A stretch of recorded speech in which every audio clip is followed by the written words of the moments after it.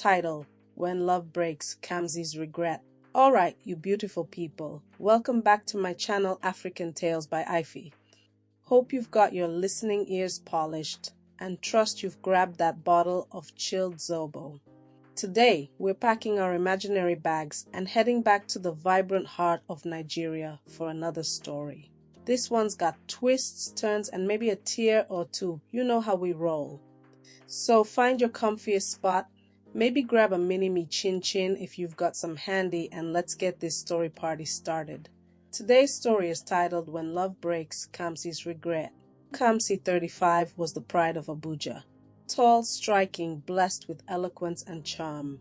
Marrying Chief Ibuka, a 40-year-old real estate tycoon, had crowned her the envy of all. Their wedding shook the city, jet-set honeymoons, sprawling mansions, and magazine covers featuring their love story. They built a life many could only dream of. Private jets, luxury cars, and staff bowing with every step she took. Ibuka wasn't just rich, he adored her. Every anniversary came with diamond jewelry, and every birthday, a new car or an exotic trip. Kamsy, in her designer gowns, basked in the attention. Socialites bowed to her status. Gossip blogs called her Madam Gold. She was queen of a golden life, but a queen's heart can sometimes grow restless. Kamsy wanted more excitement, more freedom, more adventure. Love felt less important than status. She smiled at Ibuka, but behind her perfect makeup, cracks were forming in her heart. Fate, it seemed, was preparing to teach her a brutal lesson. It was a rainy night in Abuja when everything shattered. Ibuka and Kamsy were returning from one of those big boys' parties, laughing over champagne memories. Ibuka insisted on driving himself. Kamsy protested but eventually relented. The Range Rover hummed through the wet streets until a trailer skidded out of nowhere. Metal screeched, glass exploded. Kamsy screamed as the world spun. When she woke up, she was in a hospital bed, arm in a sling, with only a few scratches. But Ibuka, he lay still attached to wires and machines. The doctors' faces were grim. The spinal cord is severely damaged, they said. He may never walk again, and he may never have children. The words hit Kamsy harder than any crash. Her picture-perfect life crumbled like sandcastles under a rising tide. She sat by his bed, holding his cold hand, feeling her love drain like a leaking faucet. And in the back of her mind, something dark began to whisper. You deserve better. The first few weeks after the accident, Kamsy played her role well. Visitors saw her sitting dutifully by Ibuka's side, smiling sadly, posting "Pray for us" hashtags online. Inside, however, she seethed. Hospital smells disgusted her. The sight of Ibuka's weak frame repulsed her. She wasn't built for this life, bedpans, sponge baths, pity stares. She moved into the guest wing of the mansion to rest. Soon, her visits to his hospital suite became shorter. Excuses multiplied. I'm attending charity events in your honor, she lied. In truth, Kamsy spent nights at lounges and beach clubs, sipping cocktails and chasing the attention of younger, vibrant men. Among them was Chika, their 27-year-old driver. Handsome, built like a model, with smoldering eyes that spoke a language Kamsy hadn't heard in years. In Chuka's gaze, Kamsy found not pity but hunger. A dangerous game began. Chuka had been around them for 3 years, silent, loyal, dependable. But after the accident, boundaries blurred. Late-night drives turned into late-night conversations. Lingering glances became suggestive touches. Kamsy, starved for excitement, gave in. Their first kiss happened in the mansion's parking lot, hidden by the shadows. It was electric, forbidden, thrilling. In Chuka's arms, Kamsy found the youth, the vitality she believed Ibuka could no longer offer. What began as a whisper of temptation quickly grew into full-blown passion. Kamsy started business trips that were really weekends in secret resorts with Chuka. Staff began to notice. Tongues wagged quietly behind kitchen doors. But Kamsy didn't care. She felt alive again. And deep inside, she convinced herself she deserved this happiness. The staff whispered behind closed doors. Kamsy business trips became too frequent. Chuka's presence, once invisible, now raised eyebrows. Even Ibuka's bedridden ears caught rumors, half-formed whispers floating through the halls. But he said nothing. He watched silently, his heart breaking anew.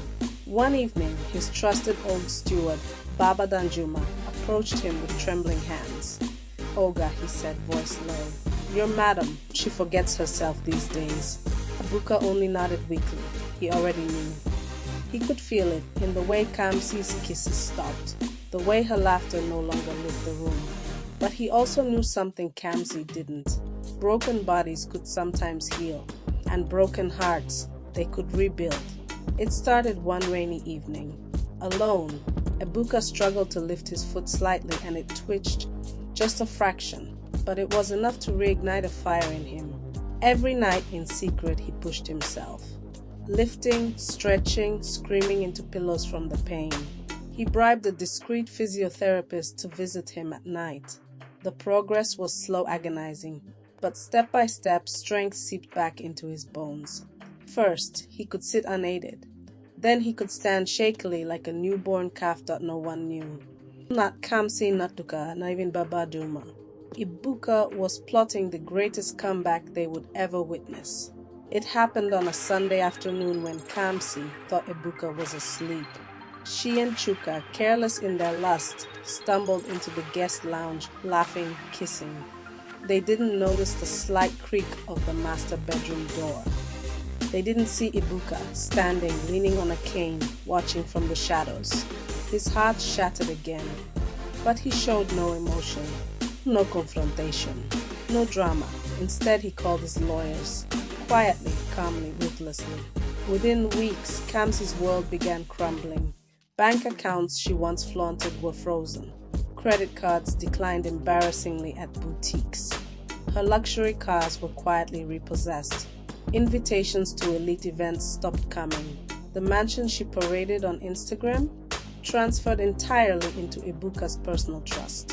One evening, returning from a weekend trip with Chuka, she found her belongings packed outside the gate, clothes, handbags, jewelry, all neatly stacked.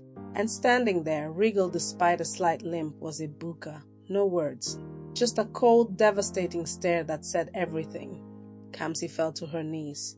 But the gates closed slowly, and this time they did not open again. Desperate, Kamsy turned to Chuka. "Let's build a life together," she pleaded, her voice raw. But the Chuka she had known disappeared.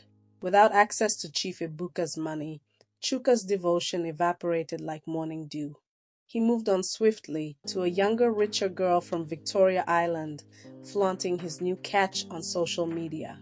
Kamsy, once a queen, was now the laughingstock of the whole city, the woman who lost it all for lust. And Chuka? He simply laughed, blocking her number forever. Kamsy tried to rebuild, but Lagos society is merciless. Friends ghosted her, clubs refused her entry. Former admirers crossed the road to avoid her. Her beauty faded under the weight of stress, her vibrant glow replaced by the dullness of regret. Late at night, scrolling through Instagram, she would see photos of Ibuka, stronger, smiling, standing beside dignitaries, building charities, parties inspiring thousands at various events and government functions. Each image stabbed deeper than any insult. Each laugh he shared with the world reminded her she hadn't just lost a man, she had lost a kingdom, and it was a fall she could never undo. Ibuka didn't rush into a new relationship. Instead, he focused on healing, not just physically, but emotionally. He traveled quietly to Jos, where he spent months working with displaced families, offering shelter through his foundation. Word of his recovery spread, and soon he was hailed as a symbol of hope, the man who rose again. It was during one of his charity events in Enugu that he met Amaka. She wasn't like Kamsy, no diamonds, no drama. Amaka was a trauma nurse who had seen death, seen heartbreak, and chose kindness anyway. Her laugh was unfiltered, her eyes sincere. She never asked for attention, she simply gave it. They became friends, friends who shared tea at midnight, who took long walks through his gardens, who spoke about loss, loyalty, and the quiet kind of love, the one that doesn't ask for attention but plants itself deep like an Iroko root. And for the first time in years, Ibuka began to feel peace again. 1 year after her exile, Kamsy returned to the mansion unannounced. Her clothes were faded, her eyes hollow. Her once smooth hands trembled as she knocked on the gate she once waltzed through. "Please," she begged the guard. "I just want to speak with him." The guards exchanged glances. One disappeared inside. Minutes later, he returned with a simple message. "Olga says the past cannot enter the present." Kamsy dropped to her knees, crying, "Tell him I'm sorry. Tell him I'll do anything."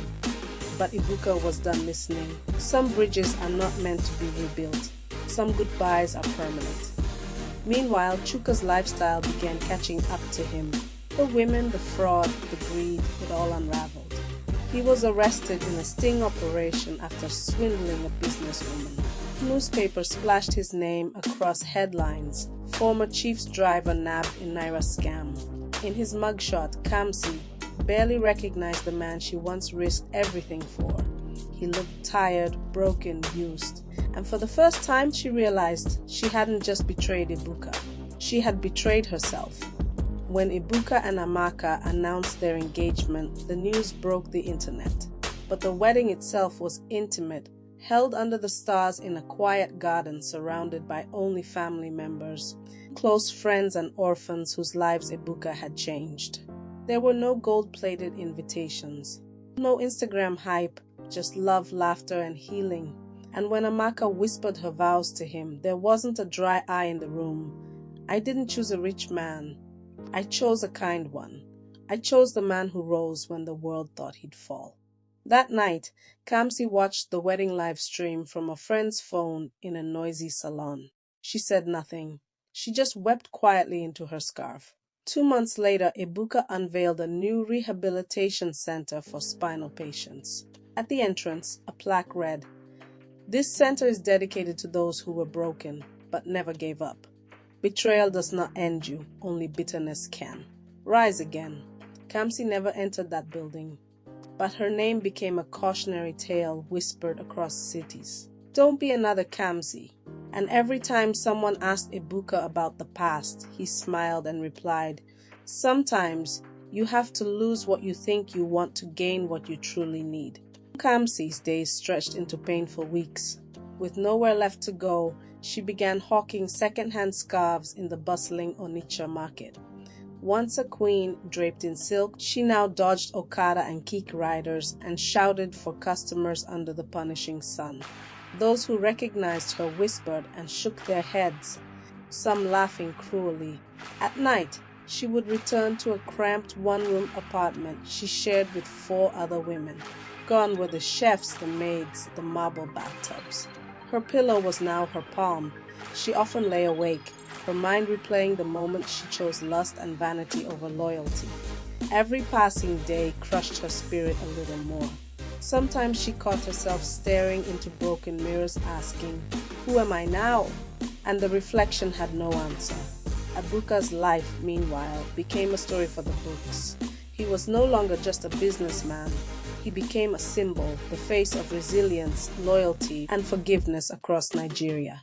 Universities invited him to speak. Newspapers quoted his wisdom. Politicians sought his advice. He built low-cost housing estates for widows and accident survivors. He established free clinics for injured drivers and mechanics. Each ribbon he cut was a silent declaration. Pain will not have the final word in my story. His love with Amaka grew beautifully. She wasn't impressed by his money. She was impressed by his heart. Together, they raised 3 adopted children from orphanages, restoring a family he thought he would never have.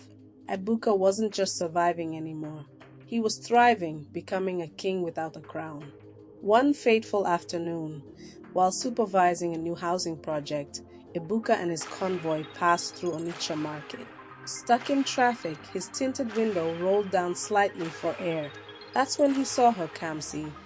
Her once radiant face, now tired and hardened by life, hawking scarves, her voice hoarse. For a brief second, their eyes locked. She froze, her heart pounding painfully. He simply nodded politely and rolled the window back up. No anger, no mockery, no revenge. Just a man who had truly moved on. Kamsy turned away, her throat tightening. She realized then, forgiveness is not for the weak, and healing is the ultimate revenge. That night, Kamsy sat alone outside her tiny apartment, watching stars blink lazily above. She pulled out an old, worn-out photo of her and Ibuka, taken on the day they bought their first house. They looked so young, so happy, so full of dreams. Tears blurred the picture. Not tears of self-pity, but tears of realization. She had mistaken wealth for love, looks for loyalty, excitement for fulfillment, and she paid the price. For the first time, Kamsy whispered a sincere prayer, not for wealth or restoration, but for forgiveness and peace. Maybe the world would never give her a second chance, but maybe she could still forgive herself. Years later, Ibuka gave a speech at a major leadership summit. Standing before thousands, with Amaka and his children cheering him from the front row, he said, "Life will test your loyalty, not when times are sweet, but when storms rage. Those who love you when you have nothing, those who stand when you are broken, those who lift when others abandon, they are your true gold. Betrayal cuts deep, but remember, healing, rising, and choosing grace, that is your true victory." The hall erupted in applause. And somewhere, in a small church where Kamsy now volunteered to serve widows and orphans, a woman wiped her eyes, whispered amen, and found peace at last.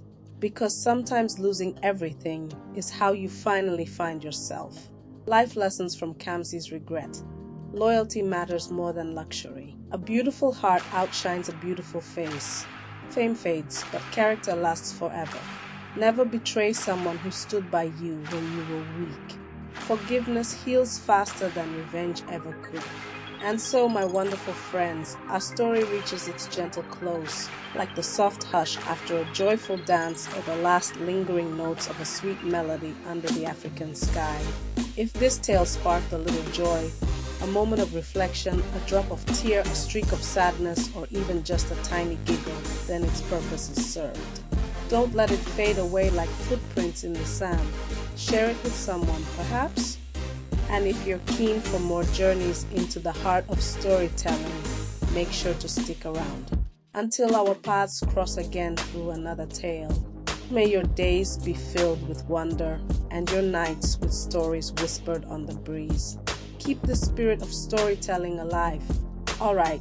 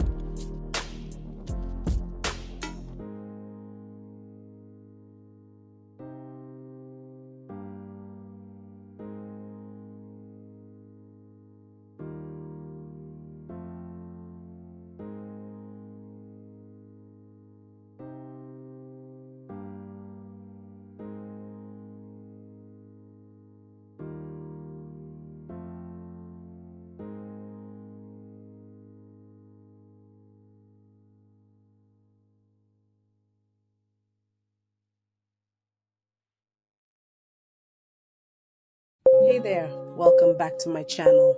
Pull up a chair, grab that cup of zobo or something stronger and get comfy. I've got an African folktale for you that'll tickle your ears, stir your soul, and maybe teach you a thing or two. Ready? Let's dive in. The African folklore story is titled The Fall and Rise of Hadiza, from party girl to billionaire heiress. She was the crown jewel of Kaduna, but her laughter held more power than her father's wealth. In a town where cocoa flowed like gold, Hadiza's beauty and spirit captured every heart until one twist of fate changed everything. In the affluent heart of Kaduna, where tradition and power met under the shadows of ancient baobab trees, lived Hadiza, the radiant daughter of Chief Gidado, the revered cocoa merchant. Her name carried grace. Her laughter filled every corridor of their palatial estate, and her presence turned heads wherever she appeared.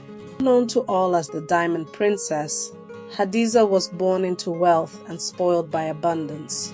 Each night, the Gidado mansion transformed into a wonderland of music, lights, and glamour. Hadiza danced as if the world existed solely for her delight. She wore luxury like a second skin, sipped from crystal glasses, and rejected every invitation to the business world. Her parents, though worried, continued to hope that she'd one day trade her heels for heritage. Yet Hadiza was drawn to pleasure, not legacy. She reveled in the praise of socialites, influencers, and empty admirers. To her, the idea of a boardroom was as foreign as a desert snowstorm. Meanwhile, whispers grew louder among the village elders.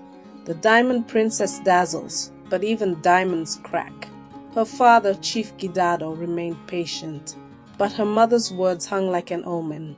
One day the drums will stop, and when they do, will you know how to dance with silence? Hadiza's 20s were a whirlwind of extravagance. She partied across continents, from Lagos rooftops to Moroccan deserts. Her name trended, her beauty envied, and her photos graced the covers of elite magazines. But behind the filters and flash, Hadiza was dangerously drifting from her roots. She scoffed at meetings, ignored balance sheets, and tossed aside responsibilities like expired invitations. When Chief Gidado invited her to attend a high-level negotiation in Accra, she chose to fly with influencers to Zanzibar instead. Her mother grew sick with worry. She watched her daughter squander time and potential while the family empire began to wobble under pressures only Chief Gidado understood. But Hadiza was too far gone, hypnotized by attention and driven by indulgence. At a glamorous beach party in Accra, Hadiza unknowingly hosted a syndicate of criminal elites. By dawn, federal agents raided the venue. Cameras flashed and headlines flared. Heiress entangled in crime ring, the news screamed. Though her father cleaned up the mess quietly, the reputation stain had settled. The scandal rippled through the business world. Investors hesitated, partners whispered doubts, and yet Hadiza refused to see the gravity until her father returned from a business trip with sunken eyes and silent lips. Then, as if destiny had grown weary of waiting, tragedy struck. On a stormy Tuesday night, Chief Gidado and his wife were killed in a fatal crash while returning from a charity event. The loss was sudden, violent, and absolute. Hadiza collapsed into silence. For the first time, the music stopped. The marble floors felt cold beneath her feet. She was alone with an empire she neither built nor understood. She remembered the simpler days when her father would return home from the farm, dusty but smiling. As a child, she would run to him, holding out her small hands, demanding cocoa beans. He'd lift her up and whisper, "One day, all this will be yours, but only if your heart is ready." She had giggled then, unaware of the burden hidden in those words. The reading of that will felt like a courtroom. Hadiza, barely holding back tears, learned she had inherited everything: properties, businesses, debts, and a legacy wrapped in expectations. Family members shifted in their seats, their envy poorly hidden. Suddenly, once adoring relatives began to show claws. They questioned her capabilities, offered shady advice, and plotted behind her back. The staff no longer bowed. The press, once eager to praise her fashion, now mocked her ignorance. She wandered the empty mansion, haunted by her parents' laughter. For the first time, she read the family business charter. It was like reading a language she never bothered to learn. "Who am I without the glitter?" she whispered, and the walls answered only with silence. In the middle of her chaos, Hadiza leaned on Uncle Bala, her late father's cousin, and a man she had always trusted. He assured her he would handle everything. "Rest, my dear. Let the men take care of business," he said with oily charm. But Bala was a vulture cloaked in tradition. Within weeks, he siphoned millions from the company's foreign accounts. Employees went unpaid. Contracts failed. Bala vanished. The media tore Hadiza apart. From princess to pauper, the headlines roared. Even the elders who once pitied her now dismissed her as cursed. Hadiza locked herself in her father's study for days, crying not from pain, but fury. One dawn, as birds chirped beyond the glass, Hadiza made a choice. She dusted off the old ledgers, flipped through decades of contracts, and opened journals filled with her father's scrawled wisdom. She reached out to Alhaji Musa, her father's stern business partner. He agreed to guide her but warned, "This is no playground. The empire can be rebuilt, but you must bleed for it." With each lesson, Hadiza shed layers of pride and ignorance. She burned the party dresses, tied her hair back, and showed up to board meetings with trembling hands but clear eyes. She was no longer a diamond meant to dazzle. She was one learning to cut through steel. Her first trial came when a foreign firm tried to illegally seize one of her cocoa plantations. The paperwork was messy and the staff terrified. It was a trap meant to break her. Hadiza spent weeks studying contracts, attending legal briefings, and rallying frightened employees. She stood in court not as a girl, but as a woman ready to fight. When the judge ruled in her favor, a hush swept through the media. Hadiza had not only won, she had transformed. While renovating her parents' room, Hadiza stumbled on her father's old diary hidden beneath the bed. In it, she read of his fears, dreams, and heartbreak. One entry struck her deeply. "My empire is strong, but my daughter is drifting. If I die, will she know how to fly, or will she fall with our name?" Tears fell freely that night, but they weren't from grief. They were from resolve. Hadiza vowed not to just fly, but to soar. She pinned that diary page to her office wall. It became her fuel. During an unexpected inspection of one of the cocoa farms, Hadiza met Obina, a quiet, intelligent agricultural scientist. He wasn't dazzled by her reputation. In fact, he barely looked up. Intrigued, Hadiza returned multiple times. She listened as Obina spoke about sustainable practices, community-driven production, and ethics. Their conversations deepened. In a world of power games and fake smiles, Obina was real, grounded, and he challenged her. Slowly, a friendship blossomed. Then admiration, then something more. Just as Hadiza began to trust again, a secret surfaced. Obina had once applied to work for her father, but was denied due to tribal politics. His resentment ran deep. When she confronted him, Obina confessed, "I hated your family until I met you. Now, I only want to help rebuild what I once hoped would crumble." Hadiza was torn. Could love bloom from roots of bitterness? She stepped back, unsure if trust could survive betrayal, no matter how reformed. Her silence stretched for days. Obina didn't push. But the next week he presented her with a detailed plan, an agro-reform strategy to multiply yield, empower workers, and turn the business into a community-owned success model. His commitment spoke louder than any apology. It wasn't just a plan, it was his penance. Despite personal confusion, Hadiza focused on rebuilding. She launched the Jidado Legacy Foundation, started youth entrepreneur incubators, and restored broken business networks. She replaced old board members with diverse young professionals. Within months, profit streams returned. Partnerships reignited. The media flipped its tone. The Diamond Princess is now the queen of reinvention, one outlet declared. And Obinna? He continued to help from the shadows, never asking for thanks, only watching her rise. Just as peace settled, an international investor presented Hadiza with a too-good-to-be-true deal. The numbers dazzled, but something felt off. Obinna investigated. The deal was a trap engineered by her former enemies to destroy her once and for all. Hadiza cancelled the contract just in time, but not before her board nearly turned on her.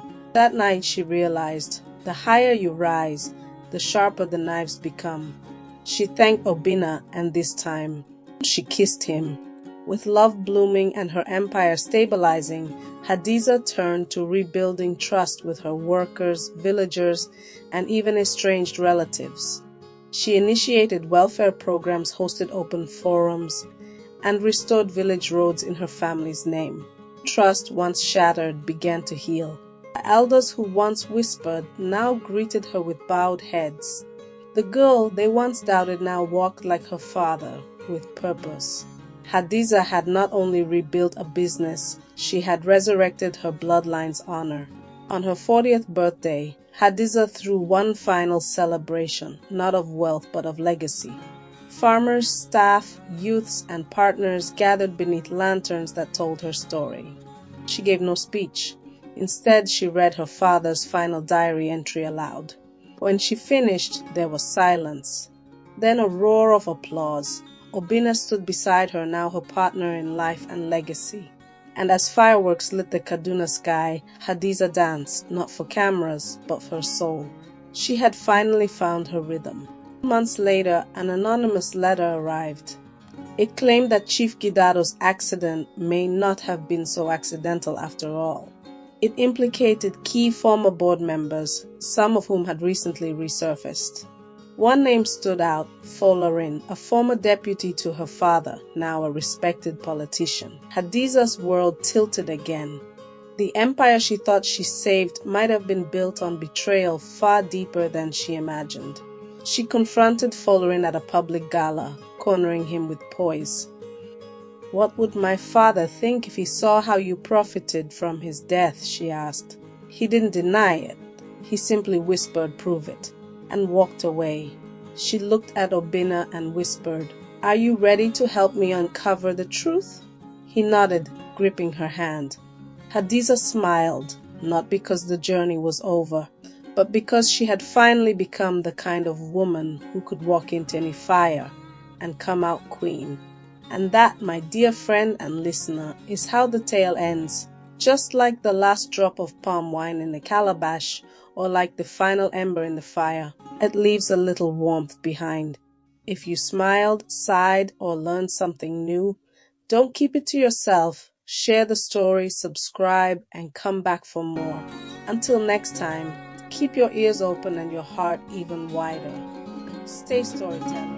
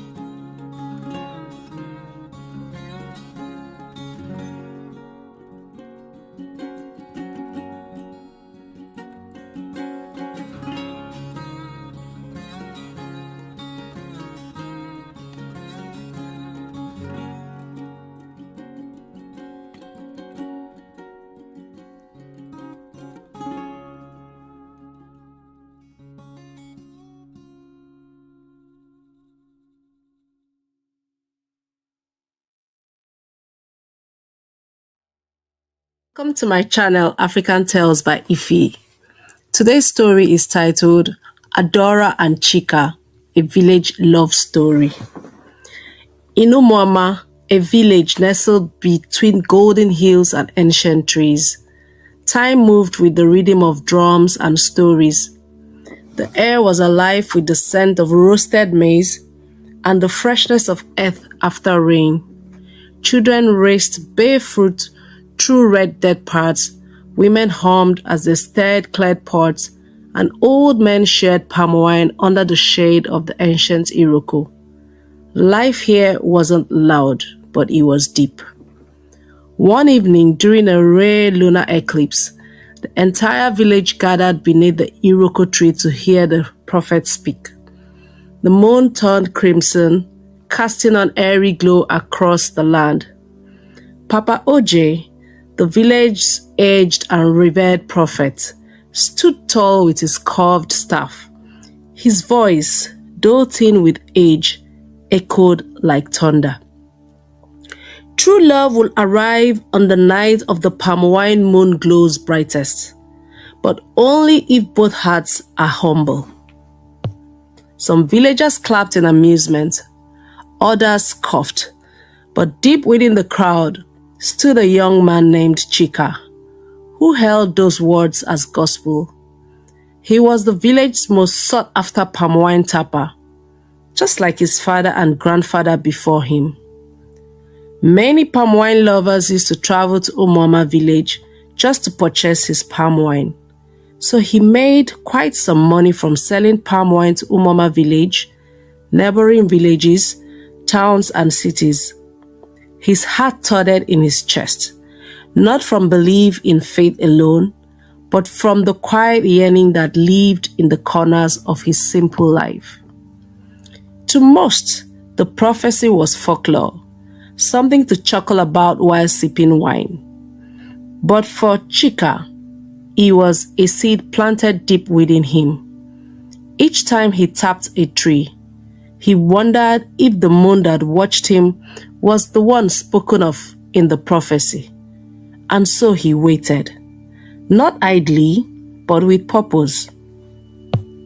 Chika was known across Umuoma village for the sweet richness of his palm wine, harvested with patience, tapped at the right hour when the trees whispered readiness.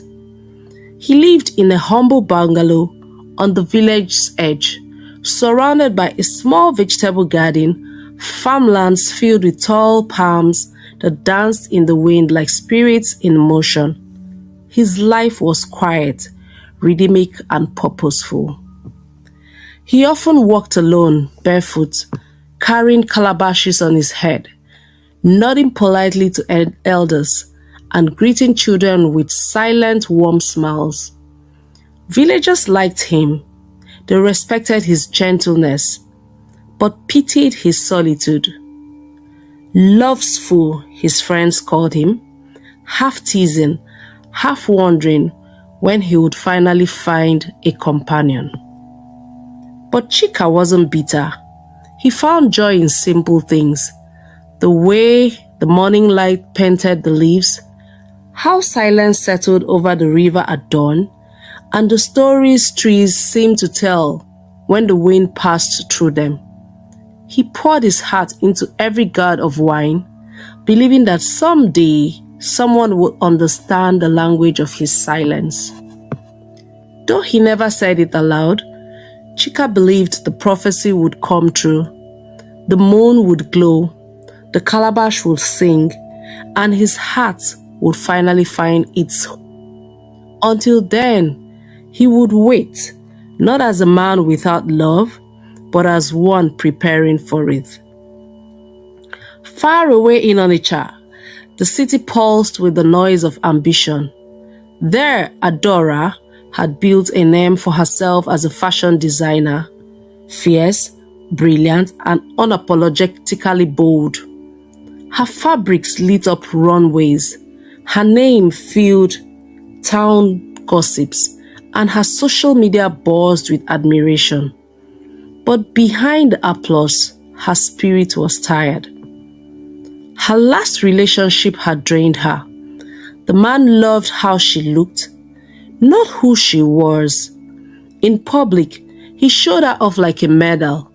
In private, he belittled her ideas, dimmed her light.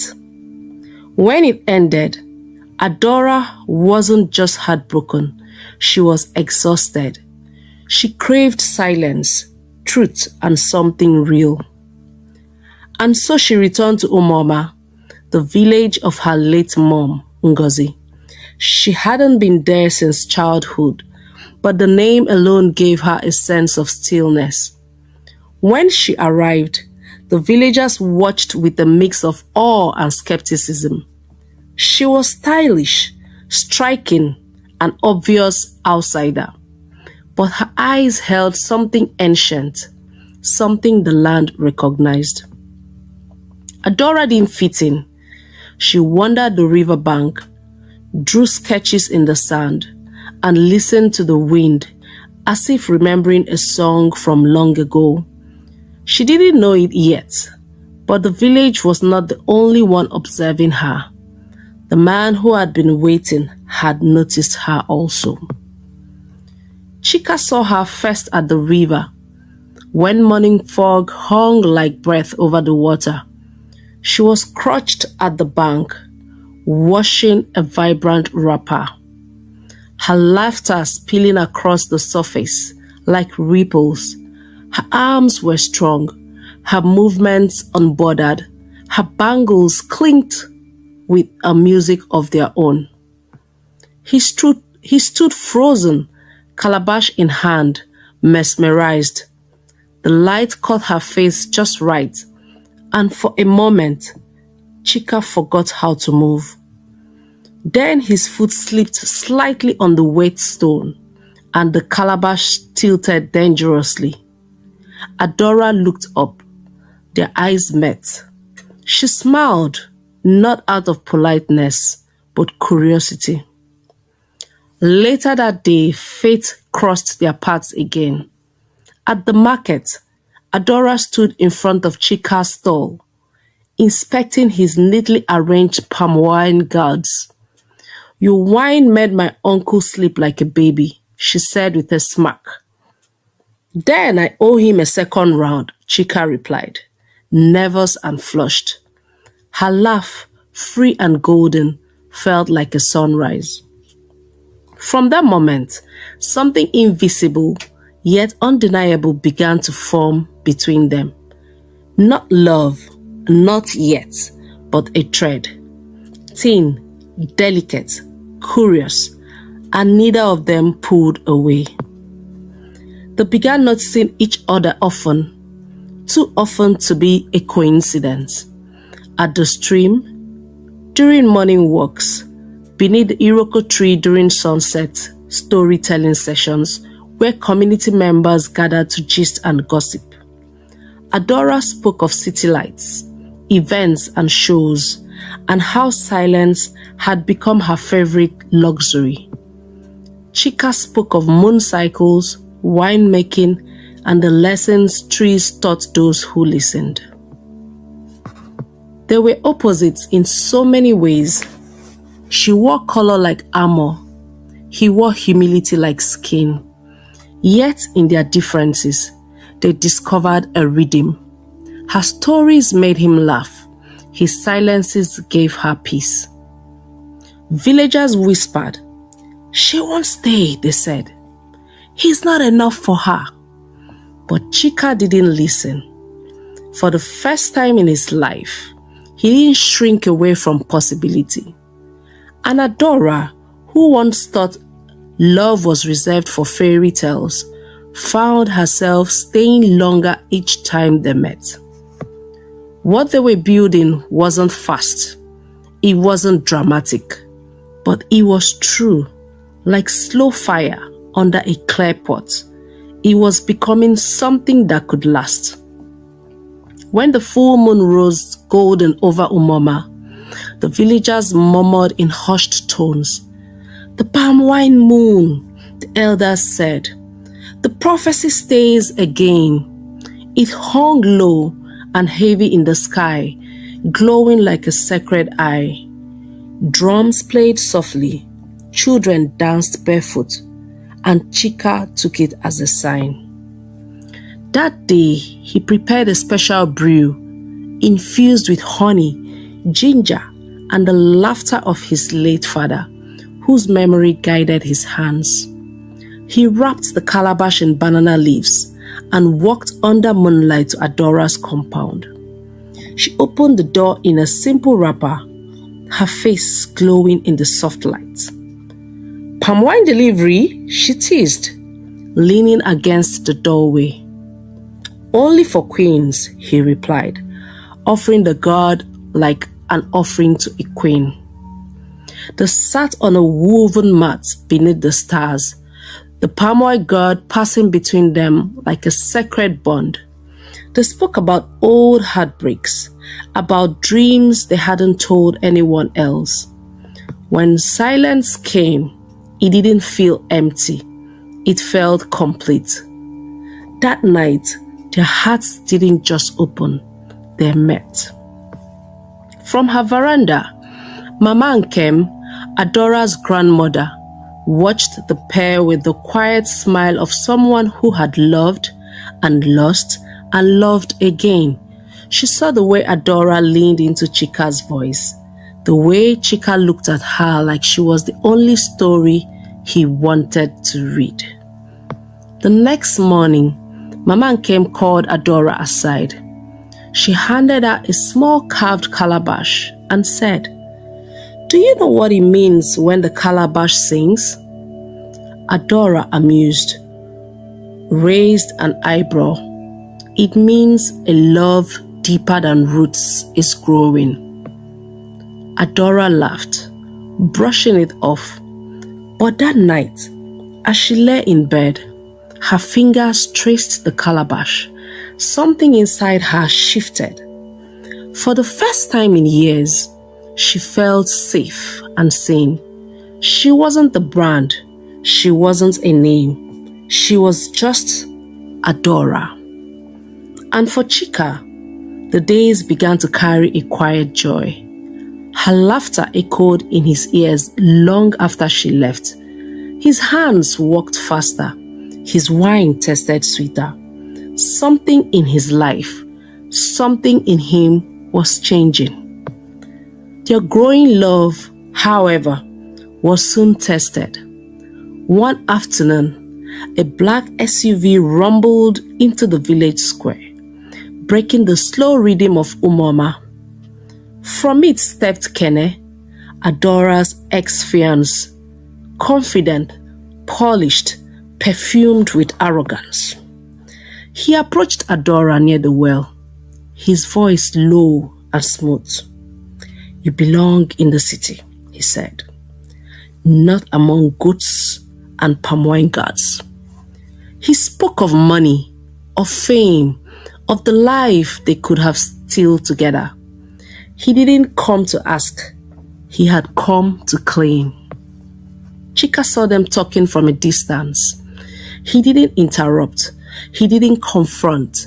Instead, he withdrew quietly and painfully. That night, he didn't turn on the lights. He didn't sing to the trees. He let silence blanket him like a cold sheet. Adora noticed. His absence clung to her like wet cloth. The days without him were colorless. Eventually, she found him at the riverbank, staring into the water that had first reflected her smile. "I never wanted a rich man," she said simply. "I wanted a rich life. You give me that." And in that moment, they both knew she wasn't going anywhere. After that river moment, their love deepened, not into passion alone, but into partnership.